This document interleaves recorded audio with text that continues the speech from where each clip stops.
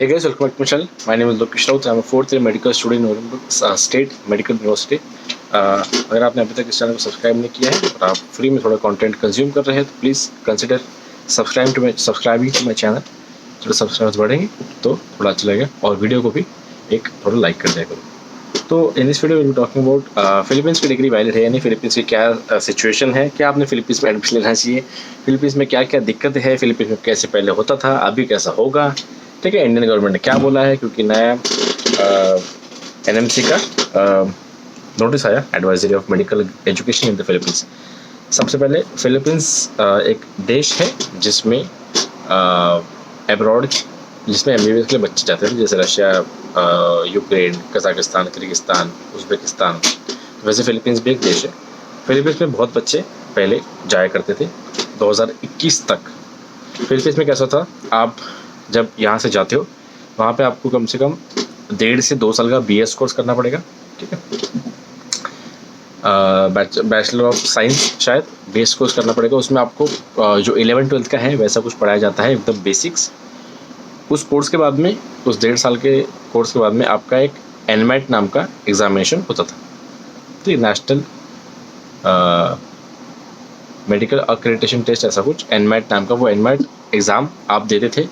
उस एग्ज़ाम को पास करने के बाद आपको फिलीपींस के ही यूनिवर्सिटी में आपको MBBS के लिए, आपका MD के लिए, MBBS नहीं MD के लिए आपका एडमिशन होता था. ठीक है, और उसके बाद NMAT के बाद जो MD का जो ड्यूरेशन होता था वो होता था 3.5 साल का MD कोर्स और पहले 1.5-2 साल का BS. तो ये अराउंड 5 साल ही होता था. ठीक है, 1.5 साल, 3.5 और ये 1.5, तो ऐसे 5 साल होते थे. लेकिन इंडियन गवर्नमेंट ने 18 नवंबर 2021 को जब निकाला था अपना FMGL स्क्रीन टेक्स रेगुलेशन 2021, 18 नवंबर 2021 को निकाला था ये.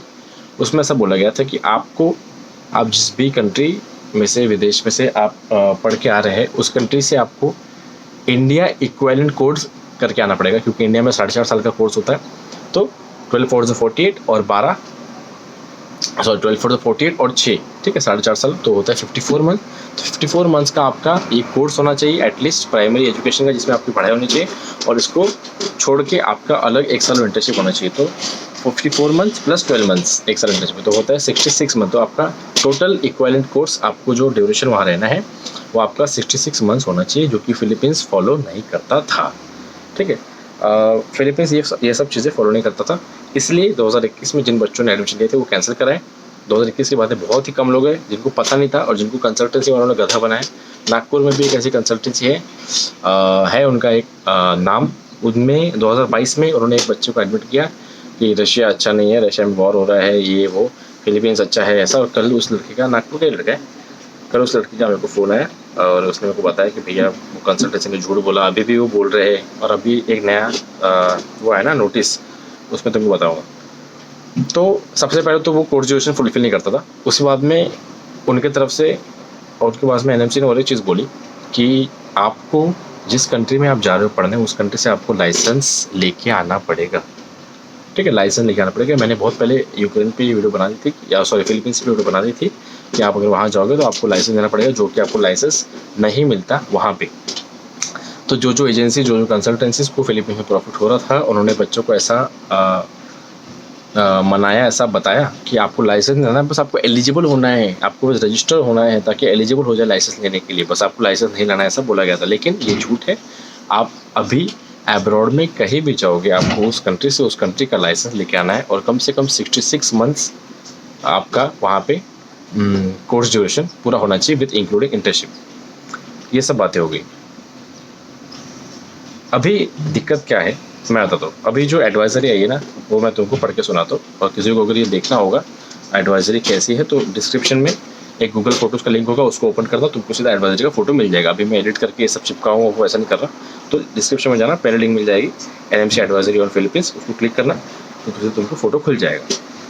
So the embassy has received numerous queries with regard to the conformity of provisions for Indian nationals to obtain license registration to practice medicine in the Philippines in according with National Medical Commission guidelines of 18 November 2021. ठीक है, especially in the context of certification issued by the Professional Regulation Commission of Philippines dated 30 March 2023.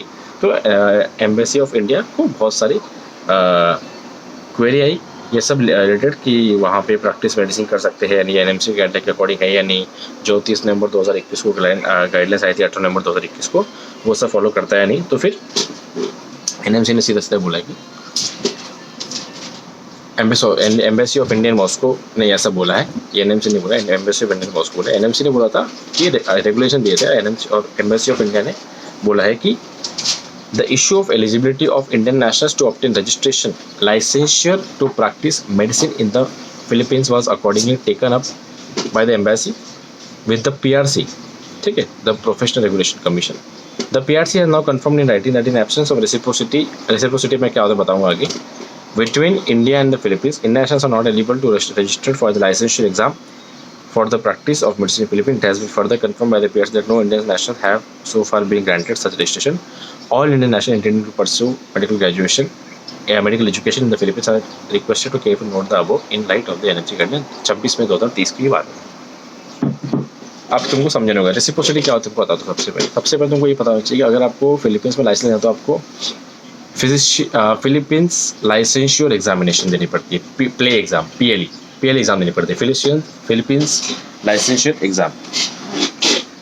आपको वो exam में बैठने ही नहीं दिया जाता। क्यों?